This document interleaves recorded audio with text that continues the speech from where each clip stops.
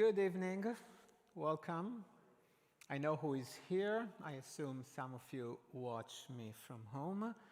Thank you for spending the next hour or so together, trying to just learn a little bit about the current situation in Israel or in the Middle East. The reason that I wanted to have this talk is that come in. Hello. Is whenever I read in the newspapers about Israel and any kinds of threats or challenges, I see Iran. Iran, and all the organizations around are trying to solve the problem with Iran. But I wanted to do something that is not Iran related for two reasons. One is that I believe that Israel has very little to do with the issue of Iran. Ultimately, it's a decision of the United States. We have a problem today because the last two administrations chose a different way, but they both neglected to declare one thing. What would be the step that America will take if the Iranians will do X? So the Trump administration withdrew from the agreement and put some sanctions on Iran, but never stated what would happen if Iran will continue to enrich uranium, if Iran will get closer to have a nuclear bomb. Somehow the idea was that we place sanctions on them and that will solve the problem. It didn't. The Iranians are not happy to have the sanctions, but they function quite well. Okay, so even during the Trump administration, there was no move to punish them for some penalty or to do anything. And now we have the Biden administration, and Biden announced even during the campaign that he wants to go back to the negotiation table. It's about a year since he became a president, and just like Trump, he never said what the US will do if the Iranians would not come to the negotiation table, if they'll continue to play these games. Now, what is Israel going to do? I don't think that Israel can do much.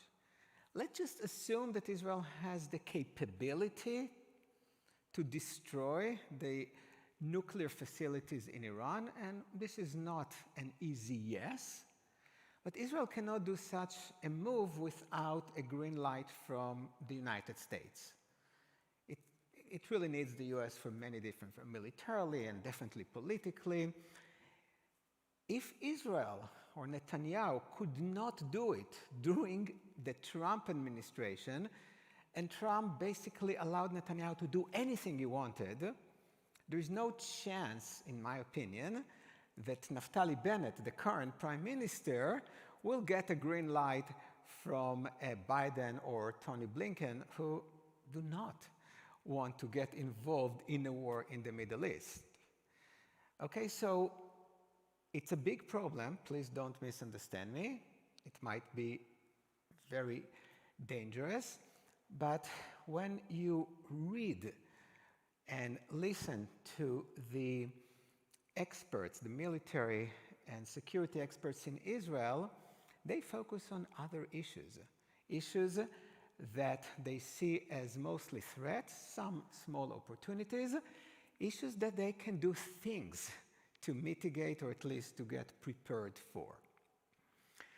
My main focus today will be Lebanon, because the situation there is really scary, and what's bad for Lebanon ultimately may get bad for Israel. But I just want to have a quick review as we look at the borders of Israel.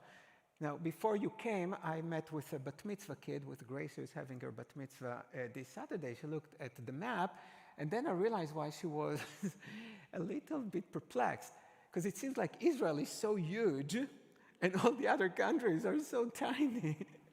And that's, of course, hardly the situation. This is just the map that I chose because it shows quite clearly who are the players in the area.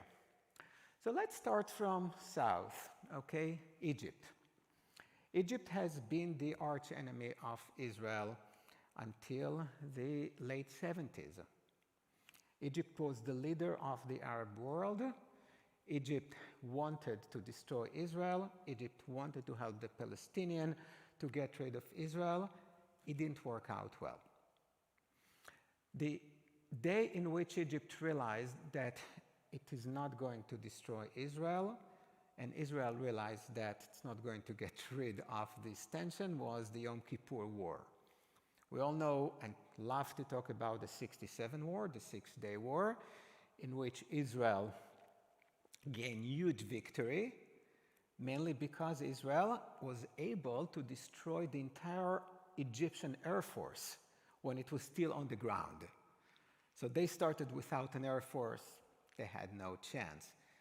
But only 6 years later, Israel was the one to be surprised by Egypt, and the rest of the Arab countries was unprepared, paid a huge price. Thousands of people died, lost some territories. Experts, though, say that the victory of the 73 war was much greater than the victory of the 67 war, because the fact that Israel was able to reverse and ultimately to defeat all the Arab army was almost miraculous.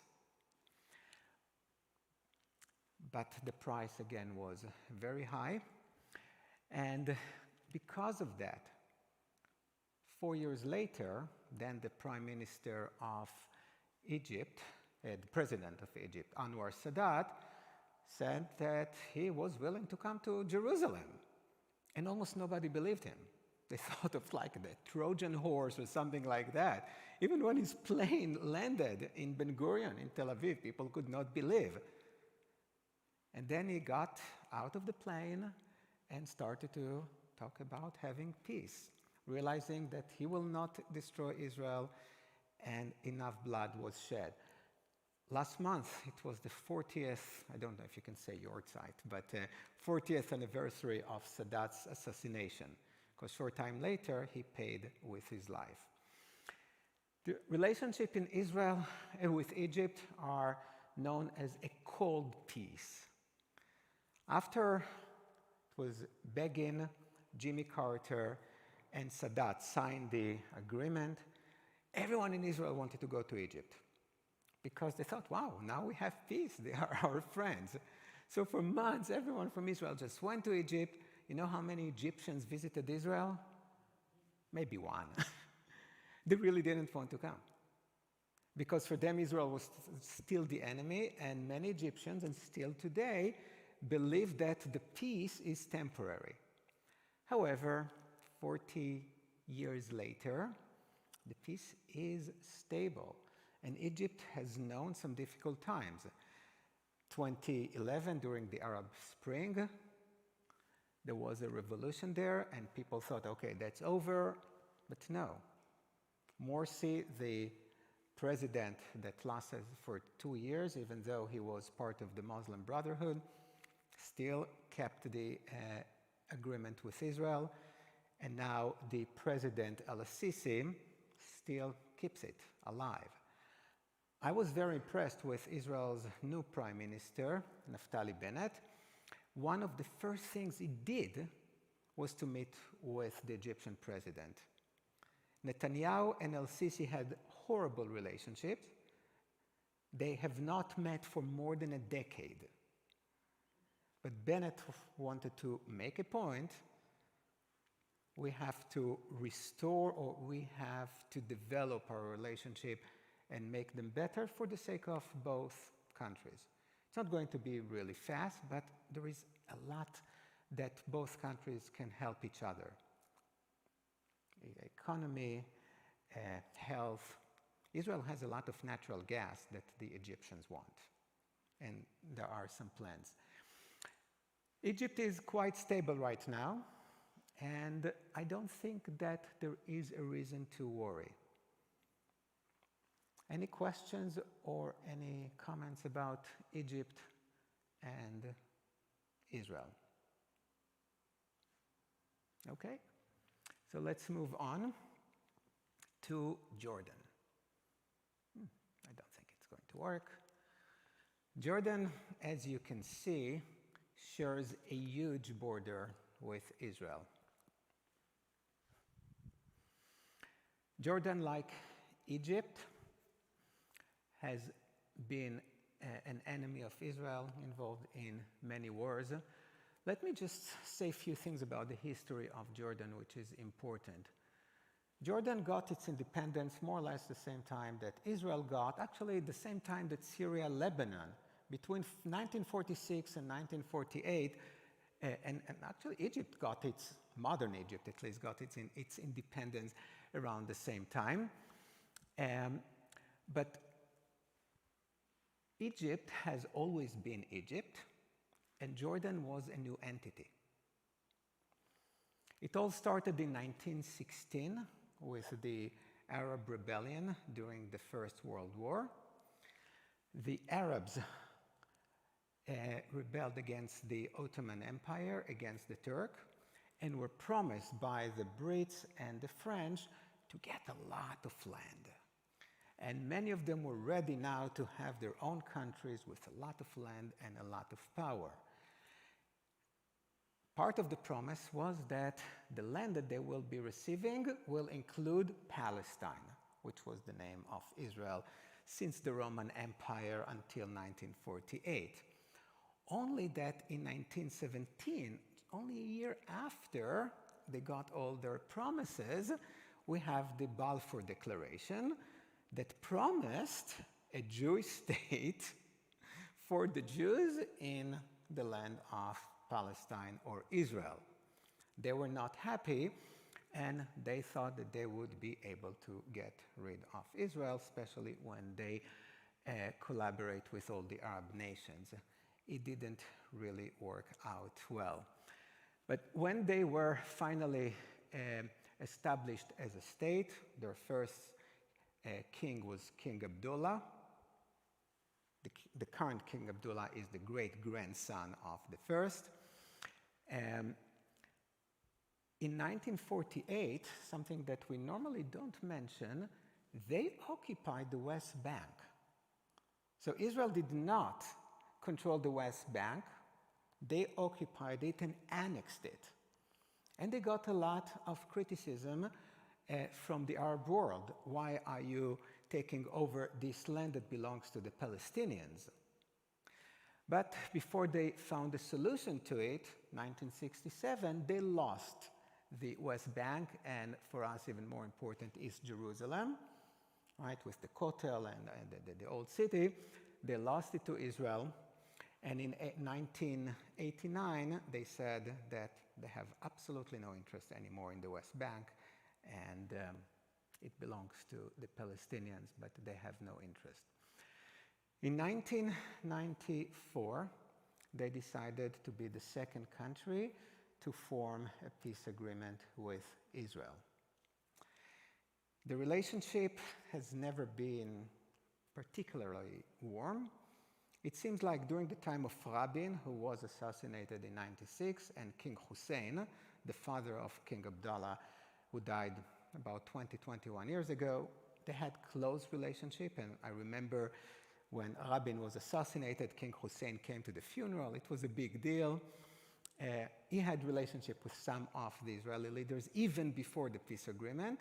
So in the beginning, things were good, but during the leadership of Netanyahu, they got less good, because King Abdullah felt that Netanyahu continuously disrespected him.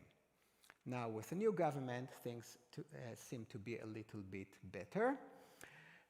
However, we have to pay close attention to what's happening in Jordan, because the economic situation there is not good. It started several years ago, and with the pandemic and more refugees from Syria, they are not doing well. Unemployment now is 25%. Among women is higher, and among young people it's 48%. This is not a good sign. But that's not all. Jordan has never been very stable. Even though they have their king, there were always challenges to the king. And what we read only several months ago, it was an official statement by the palace, by King Abdullah, that his half-brother, one of the other sons of King Hussein, was put in house arrest because of an alleged conspiracy against him. So even though nothing happened, this is not a good sign to know that you have another person who belongs to the royal family that was probably planning a coup against the current king. Okay, so Jordan is not particularly stable. Jordan has about 10 million residents, more or less the same number that, a little bit more than Israel, but many of them are refugees. Jordan absorbed many Palestinians after they ran away during the wars with Israel, and now it seems to absorb about 1.4 or 1.5 million Syrian refugees. They do get some help from the Gulf states because they're doing it on behalf of the Arab world, but this is not easy to have. Just think about it. A 10 million people country now with millions of refugees, with hardly any money and any natural resources, does not do very well. Before I leave Jordan, just a few words about the history of the Palestinians and the Jordanians. Because in the beginning, they were welcome there in Jordan until it felt that they are taking over the country.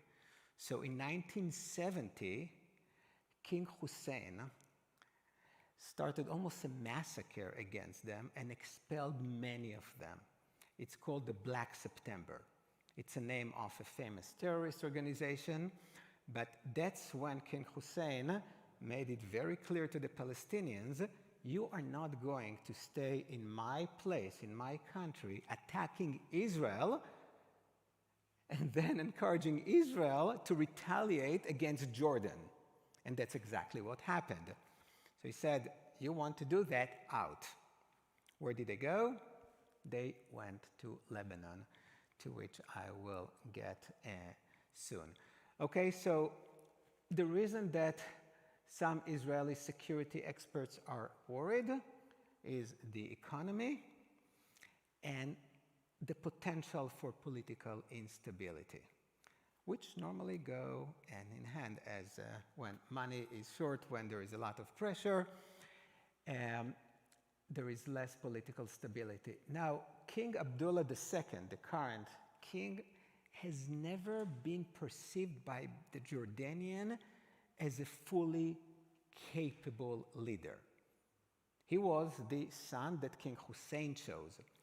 But King Hussein has been the leader, the king, for 50 years. He started at the age of 17. Even though his father was a king for a very short time, Jordanians know King Abdullah, the first one, and King Hussein. And King Abdullah II just doesn't have it, but he is the king, and who never got the respect. He tries to have some economic move and improvement and even some political changes, but it's not easy. He needs to use the army and the police a lot to make sure that there is no coup or any plan to replace him. So this is Jordan. Any questions, comments?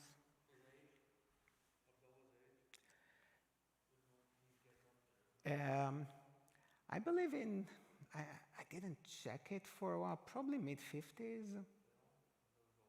Much older? Yeah, I did. Yeah, I did not really check. It was, you know what? Yeah, it's easy to Google. I'm sure that.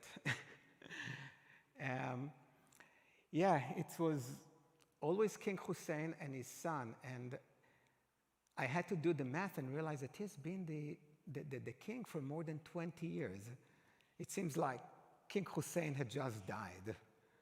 I don't know, it was just one of these characters. We'll talk about other people who refuse. 59. Yeah.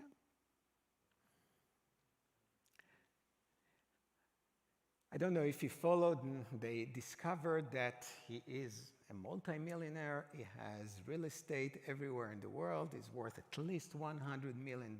Only recently, in the last few days, there were some publications. How do you think the Jordanian public reacted? I mean, they just assumed that that would be the case. I mean, he's the king. It didn't have any effect. He was not supposed to do it, so what? But he's the king, and they're just wondering how he accumulated so much money, but, well, he did. So this is Jordan.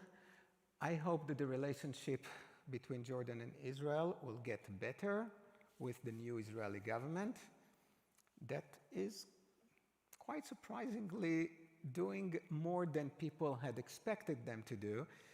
Because when you look at all the factions there and all the parties, the assumption was that they wouldn't be able to do much, but they achieved quite a lot. And Bennett seems to have the right sense of throwing and even building much closer relationship with the neighbors, at least the two, Egypt and Jordan, with whom we have peace. The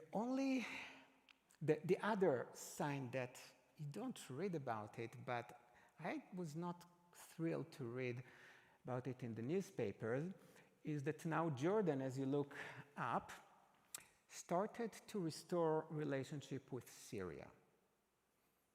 So Syria has been persona non grata for a decade, and slowly but surely, more and more Arab countries restore relationship not just with Syria, but with Assad, with the awful leader there. And it just started with little phone calls and even a meeting between King Abdullah and Assad. Why is it not a wonderful thing? Because the other phone call that the king made was to Iran. Okay, so the experts always used to think about Jordanians, they're Sunni, just like Egypt, they will keep away from Iran and Syria, the Shia, but maybe not. And that's not a great sign for Israel. I don't want to talk too much about Syria because we know what's happening there, or at least we're supposed to know. For 10 years, they have been in the midst of a civil war. Israel keeps attacking mainly Iranian targets in Syria, because when there is a vacuum, Iran is really good at filling it. And why is Iran so good at doing it? Because Iran has the proxy nations. Okay, what Iran is doing better than any other country in the world, probably in history, is instead of using its own soldiers, its own army, it goes somewhere and trains some local loyalists and use them as its proxy army. I'll talk about Lebanon because that's the most important and the most successful proxy army they have, Hezbollah. But they are trying to build the same thing in Syria, and Israel is fighting them. So whenever you read in the papers that Israel airplanes attacked some targets in Syria, most likely, or in most cases, these are Iranian troops, or at least Syrian troops that are controlled by Iran. A few weeks ago, Bennett went to Russia to meet with Putin. I don't know if you read about this meeting. It was the sort of amusing thing was that the meeting was Friday, and it was supposed to last for about an hour or so, but Putin kept him there for 5 hours. Bennett is an observant Jew, so he had to spend Shabbat in Russia. I'm sure he had good food and he enjoyed it, but many people in Israel were quite scared of this meeting because Netanyahu had good relationship with Putin, and they thought that Putin may not like Bennett, but apparently they did establish a bond. And most of the topic, or the important part of what they talked about, was the Iranian influence in Syria. It seems like Assad is going to remain the leader, something that when it started nobody believed was even possible. And hopefully will leave Israel alone, at least for a while. And if Israel will continue to tame the influence of Iran, I think things will be okay for a while. The big deal, in my opinion, is Lebanon. Lebanon is a mess. The World Bank said that Lebanon suffers the third worst economic crisis since the mid-1800s.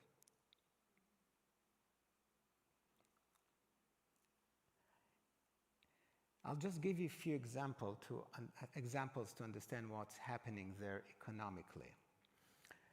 Their currency lost 90% of its value. 90%. And the problem is that people make more or less the same salary. Okay, so if you make 100,000 a year and now it's worth 10,000, and you have 10,000. So many people cannot afford the basic things. 3/4 of them live under the poverty line. It's very hard to get food because either there is no food in the stores, or if there is food in the stores, you cannot afford it. There is hyperinflation, not just a regular inflation. And in one of the articles, they interviewed a person who works in a supermarket who tells how before he finishes to label the prices on the products, they go up and he has to start all over again. So he constantly walking and updating these products. There is no oil, or people queue up for hours just to get a little bit of gas, which many of them cannot afford because gas is really expensive, not only here but everywhere else. So, and there is a major shortage. They cannot get it, and they need it desperately. Why? Because they need it for the generators, not so much for their cars, because electricity is a major problem in Lebanon, has always been. So even when I was in the army, it was quite known that almost everywhere in Lebanon, every day for 3 hours, there is no electricity. And it was scheduled. So you knew on Monday between, 9 and 12, just don't expect. So you somehow learn how to live your life and how to plan for that. Now, in many places, people are out of electricity for 22 hours a day. So even if you have some food, it's not going to stay fresh in the refrigerator. More and more Lebanese now move to the refugee camps in the south that started when they hosted the Palestinian refugees and now the Syrian refugees. I'll talk a little bit more about it. Anyone in Lebanon who was able to leave, left. And other people are trying desperately to leave. And it doesn't seem that there is a solution to it. Now, what happened? How did the whole thing start? when you read the report of the World Bank, they, without any excuses, blame the elite of Lebanon. Corruption and mismanagement. The whole thing of Lebanon was, the whole economy was basically a big Ponzi scheme. Lebanon always spent more money than it had. Lebanon manufactures very little. It exports very little. It imports a lot. So there was always a deficit. What did they do? To pay the deficit and to pay the loans, they borrowed more money. Just like a Ponzi, right? Until nobody wanted to give them more money. And they had to fault on all their debt, and that's what we're seeing now. Of course, in a situation like that, some people make tons of money. Even the banks made $250 million in a short time. How do you do it? When there is high inflation and the exchange rate changes so often. So when they got some humanitarian aid, they got it in dollars. And they gave it to the people and the organizations in their Lebanese currency, in pounds, which very quickly had very little value. And who kept all the money? The difference were the banks. Okay, so the corruption there is huge. But let me tell you a little bit, even to understand further what's happening there. Let's look at the history of Lebanon. Originally, Lebanon was what was known as Mount Lebanon. We read about it in the Bible. Whenever an Israeli king needed some good materials for building, Solomon wanted the cedar trees from Lebanon and some other precious materials. That was the place to go. So Mount Lebanon was the area. After the First World War, it was controlled by the French. They had the mandate there. Like the Brits had the mandate over Palestine and Jordan. The French had the mandate over Lebanon, with the idea that after Lebanon will be more stable, they will get their independence. The main group was Christians, Maronite Christians, who were very loyal to France. But when they decided how to cut Lebanon, how to define it, how to draw it on the map, they decided to add some other land, which meant Muslims. They got a lot of Shia Muslims and a lot of Sunni Muslims. And in 1946, when Lebanon was established, still the majority were the Christians, and there were two main minorities of Shia and Sunni. They have Druze, they have some others, but these are the main groups. According to their constitution, and this is still the case, the president of Lebanon must be a Christian. The prime minister must be a Sunni Muslim. The Speaker of the House is a Shia. Okay? And president is more important than prime minister, who is definitely more important than the Speaker of the House. And that was, of course, on purpose, because they wanted to keep it mainly as a Christian state. Arab, yet Christian. That was one of the reasons that they did not attach Lebanon and Syria, because there were many plans to create Lebanon and Syria as one state. But they put a lot of pressure on the French to not to do that, because they didn't want too many Muslims. What happened since? The number of the Christians went down quite significantly, and the numbers of the Muslims, both Shia and Sunni, is constantly going up. They are now the majority. But still, the system is the system. Let's make it even more interesting.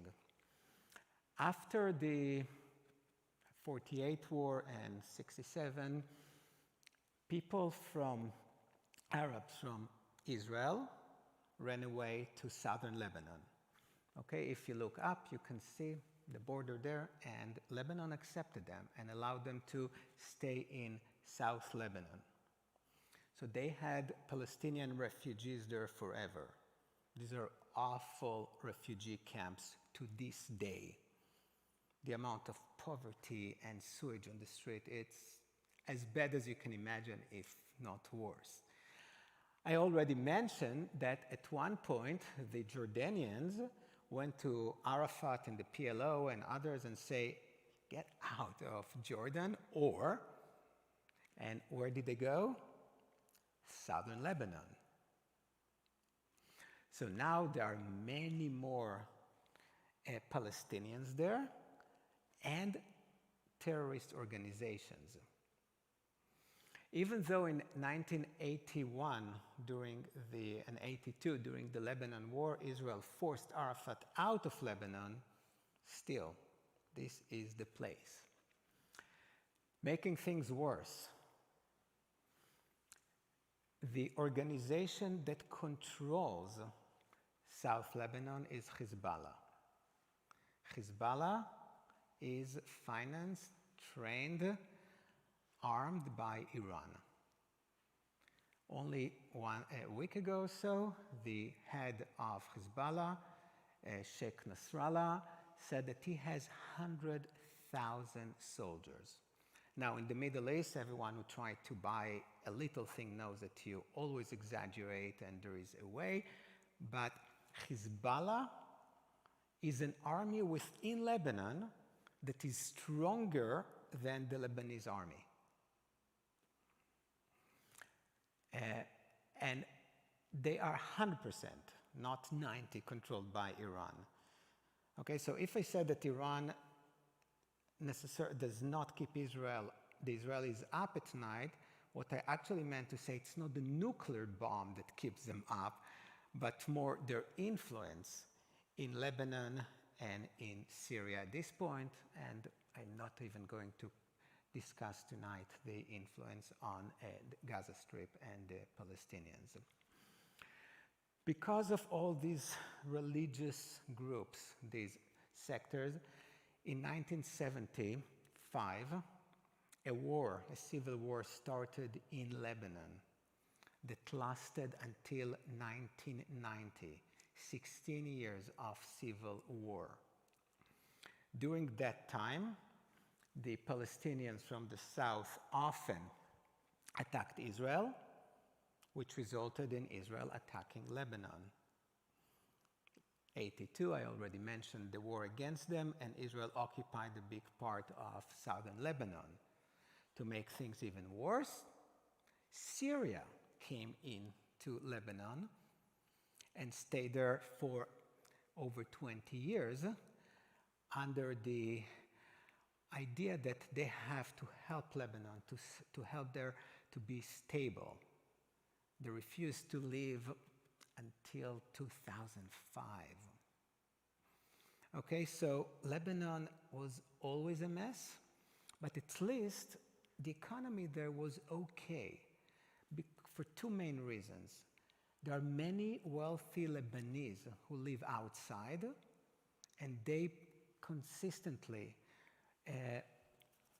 sent money to Lebanon, and they got a lot of help from the Gulf states.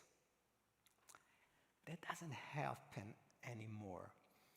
There are less expatriates, Lebanese, who are willing to send money there, especially when they know that their money has no value. And the Gulf states are really furious with Lebanon because of Iran and the Hezbollah. They say, you brought Iran into your place. Iran is our enemy. We don't want anything to do with you. Only 3 days ago, I believe the Lebanese, one of the ministers there, it was an ingenious thing, attacked Saudi Arabia directly. It's about their policy and the war in Yemen. And the Saudis were so upset. If there is a chance for Lebanon to get out of the crisis is by getting help from the wealthy Arab countries. But they chose to piss them off, which I don't know why they chose to do that.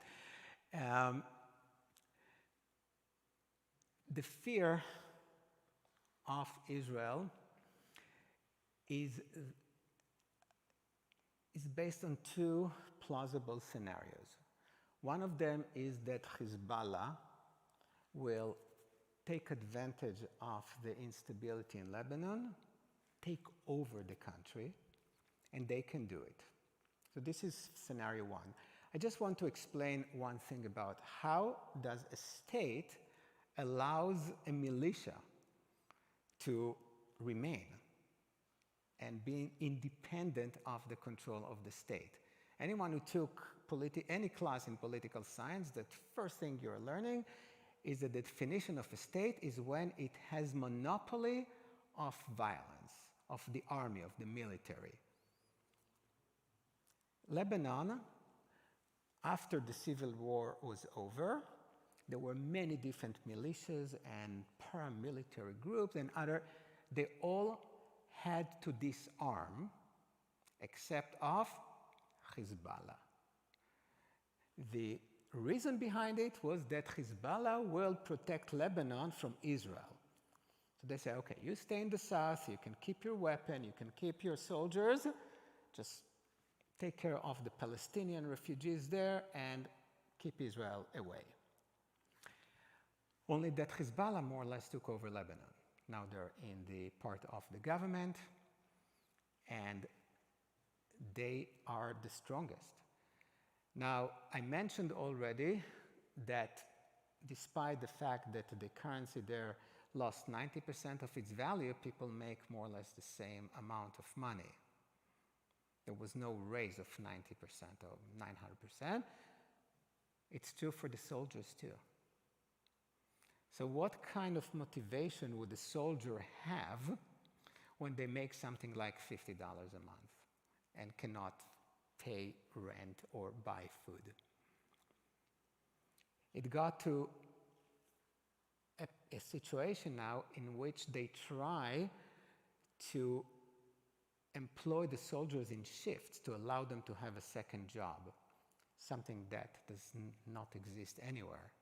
Soldiers are not supposed to have other gigs, but they need to buy food. Okay, so the Lebanese soldiers really have no motivation to mess with Hezbollah. Now, it's not that Hezbollah is doing exceptionally well, because when there is a financial crisis, it hits everyone. The other reason that they are not doing as well as they used to is the sanction against Iran. When Iran has less money, it sends less money to its proxies.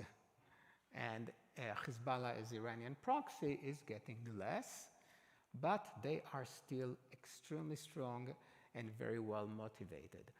So they have their army that is stronger than the official Lebanese army. And scenario one is that they will choose to take over Lebanon, and they can. The other scenario is that, oh, I forgot what happened a year ago or a year and a half ago. Sorry? The explosion in the port of Beirut. Okay, there was a huge explosion, killed over 200 people, really devastated Beirut. In the US, it was registered as an earthquake, just to understand the magnitude of this explosion. A year later, things look about the same. It still looks like a bomb site. There's no money to fix, to repair. There's a lot of humanitarian workers there from all over the world, and even from Lebanon. They're doing a beautiful job, really trying to help people, to feed people, but it still looks awful. After that, there were huge demonstrations because they knew who caused it. It was this negligence and corruptions of years, and they decided to investigate. So they appointed a judge, and the judge wanted to investigate some politicians who were related to it. Well, what happened to the judge? He's still alive, but they got rid of him because they said that he was politically motivated. So they chose another judge to do that. And he seems to be really strong and uncorruptible. And that started demonstrations by Hezbollah about 2 weeks ago. Because Hezbollah is quite afraid that they will be found connected to the explosion.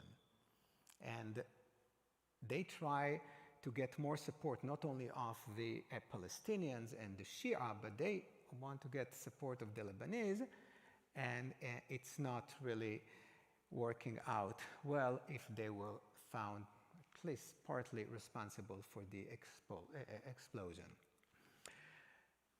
So what some Israeli experts are concerned about is that Hezbollah will start a mini war, or at least serious tension with Israel, to divert the attention of the Lebanese from their financial problems into a war with Israel. I don't know if that will happen, but this is a possibility. So Lebanon,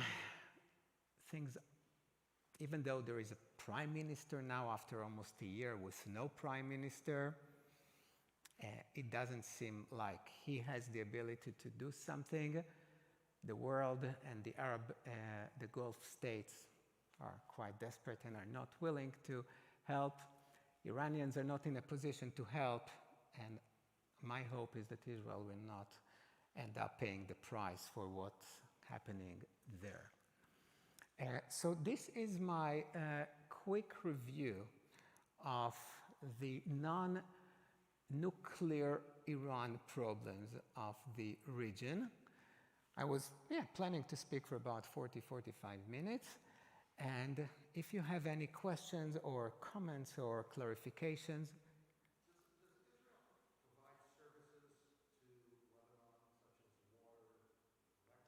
To whom? No. Israel does provide and sells water to Jordan. Israel sells natural gas to Egypt, not to Lebanon. One of the problems of Lebanon is that the only way for them to have any commercial relationship through land was Syria, because the border with Israel is close. And during the civil war in Syria, it stopped. That's one of the reasons for the financial problems. And the other source of income was tourism. But who wants to go to Lebanon when there is a civil war in Syria, and now when there is such an economic mess in Lebanon? So no, Israel is not doing anything. Israel is just protecting its interests, making sure that missiles will not fly from southern Lebanon to Israel. The other issue is, if you start with Hezbollah in Lebanon, you move into Syria with an Iranian influence, you come down to Jordan with maybe a new Iranian influence, and you come into Gaza with and the West Bank with an Iranian influence. That's what I think, at least from my trips to the IDF and the briefings, they're worried about the 5-front war, not the 1-front war. And that's and this is a very valid concern, and this is the game that Iran is playing so well, the proxy game. As you said, it starts in Lebanon. It has, that's the model. Hezbollah is the model of proxy army, and they try to duplicate it in Yemen, in Sudan, in other places. In Syria, it's very hard to estimate their success right now, because Israel did a good job trying to stifle it and prevent them from doing it, but definitely they have some major influence in Syria. And this warming relationship now between Jordan and Iran, that's the last thing that Israel needs, Iranian influence in Jordan. And there's already, as you said correctly, influence on Gaza Strip. Not on the Palestinian Authority yet, but Gaza. And even though they had many issues in the past, Iran, when it recognizes a place where they can influence, they can recruit people to fight for their goals, they do it.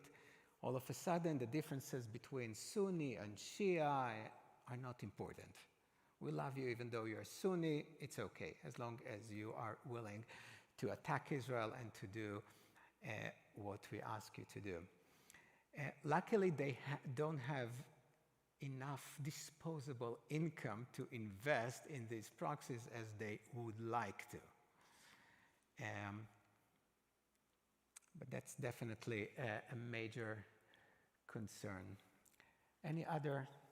So if the United States isn't supporting Iran, Western Europe's not supporting them, the Gulf states not supporting them, where does Iran get the funds to do this, even the smaller amount of funds?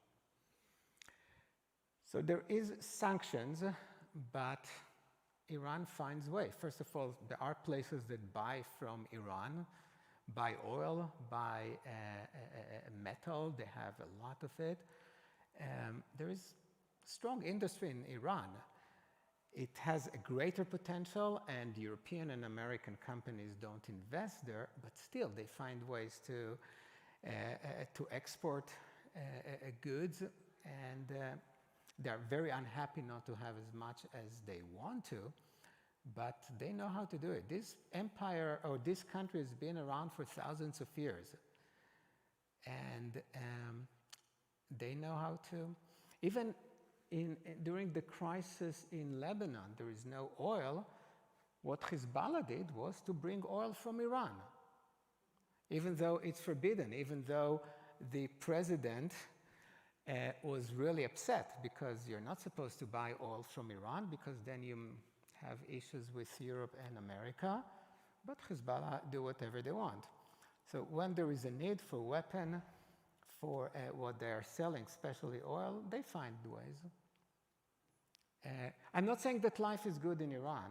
I'll be happy to dedicate a whole hour describing what's happening in Iran, how it affects them, how many young people are running away, if they can, from Iran. They admit it, they're losing all their good brain power. Iran, it was one of the Israeli prime ministers, I don't remember who said it, something nice about Iran several years ago, said Iranians, despite everything, invest a lot in education, in technological education, in math and science, and they have a group of young, very smart people. They have these Olympic Games for science. And then somebody recently did the research, where are all these geniuses who won all these Olympic Games, the math Olympic Games? Almost none of them is in Iran anymore. Okay, they all found a way to escape, because if you're so smart, you can find another place to go to. Even if it's only as a student, of course you stay. Okay, so they have many, many problems, but they still have enough money to function. At this point, how does Jordan manage to keep Hamas or Hezbollah out of Jordan? They're not active there, and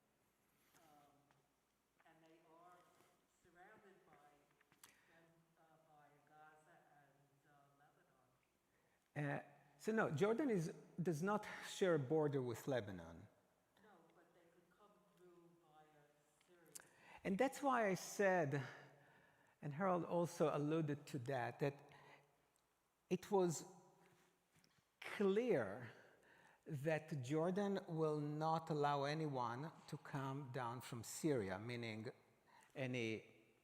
either Syrians, except for refugees, or anyone who is influenced by Iran.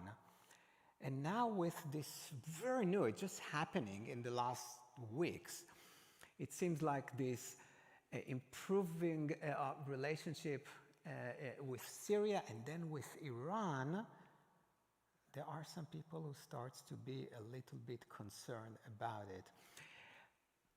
At the same time, with the Biden administration, the relationship between Jordan and the US are getting much better.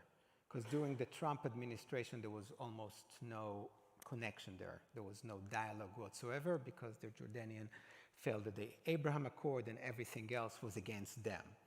So there was nothing between Trump and Jordan. Now with Biden, they reignite their relationship. And I find it hard to believe that America would tolerate any Iranian influence in Jordan. But we keep being surprised all the time. If there's something that we can always say about the Middle East, that everything we think or we identify as a fact, just not happening. You know, many people now, Saudi Arabia, during the Abraham Accord, when we signed it, said, okay, they need Israel against Iran. They talk to Iran now all the time, including the United Arab Emirates. So these connections, these relationships, they're so fluid. But so far, there's really no history of any Iranian involvement in Jordan. And they showed that they have zero tolerance to the Palestinian terrorist organizations. That was 50 years ago, and maybe they learned a lesson, I don't know.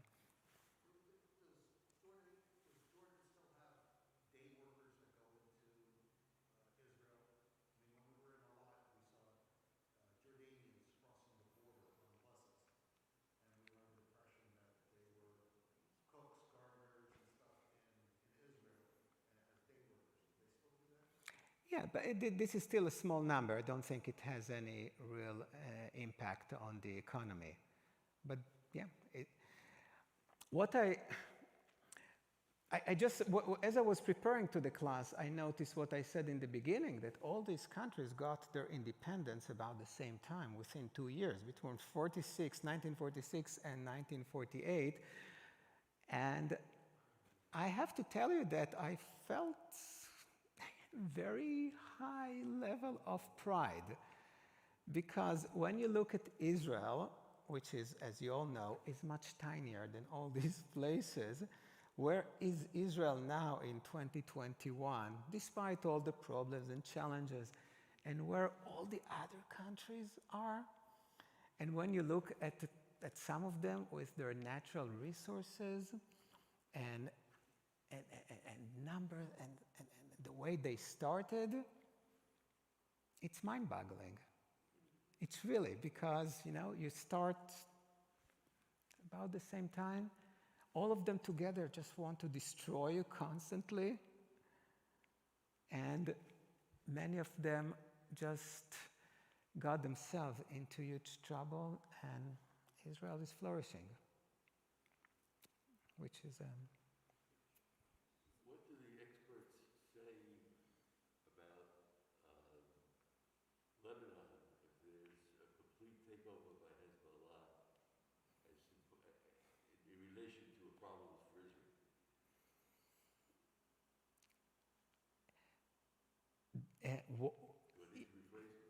No, I understand what you're saying. What would Israel do, you mean? What do they say the problems will be? Oh, the problems will be? You can say now that Iran controls southern Lebanon, mainly southern Lebanon, and the Shia in Lebanon. And the Shia is a big group. It's about 27%. If they take over, now you have the whole country.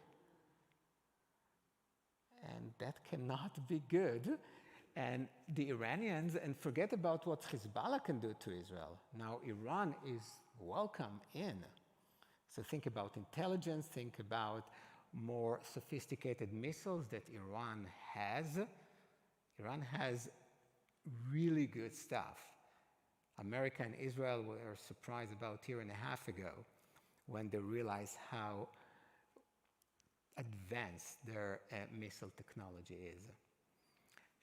So yeah, that's one of the biggest nightmares in Israel if they take over, because Israel can deal with Hezbollah right now. especially since when they attack Israel, Israel attacks southern Lebanon, and then the Lebanese are angry at Hezbollah. But when Hezbollah takes over, well, what would stop them?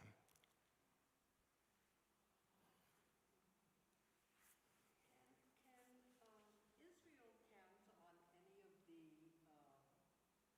Gulf states in terms of any kind of security from them? That's a very good question. Can Israel rely on any of the Gulf states for security? I'll just give you my opinion. No. And they said it quite explicitly. They say that they have a different interest than Israel. Israel is afraid that Iran will have a nuclear bomb. They're not, because they're too close, physically, geographically close to Iran for Iran to use any nuclear weapon against them. They're much more afraid of what the Iranians have been doing all the time, attacking their ships, their military, doing many different things. That's part of the answer. Another part is that as they see that the US has less and less interest in the Middle East, especially after their withdrawal from Afghanistan, they realize that America is not going to solve their problems with Iran. Israel is not going to solve their problems with Iran, so they should better start to work on their relationship with Iran. And that's when you see this much better relationship between Saudi Arabia and others. And when Raisi, the new prime minister of Iran, during his inauguration or whatever term they use for that, both of these states went to Iran to participate in these celebrations. So I don't think that they would risk it helping Israel to position itself against Iran, because they'll pay the price. And I think that would be stupid to do that. So no, that's my opinion. I'm sure that other people have read it differently. But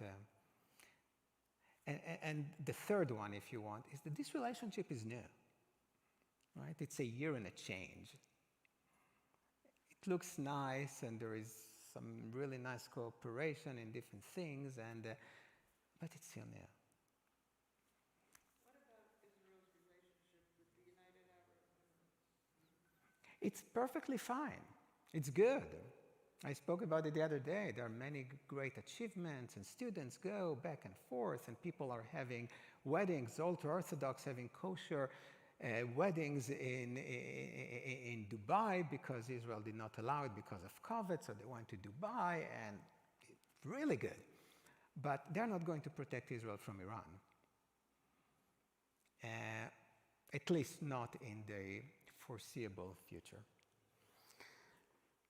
Okay, my friends, thank you for joining me tonight.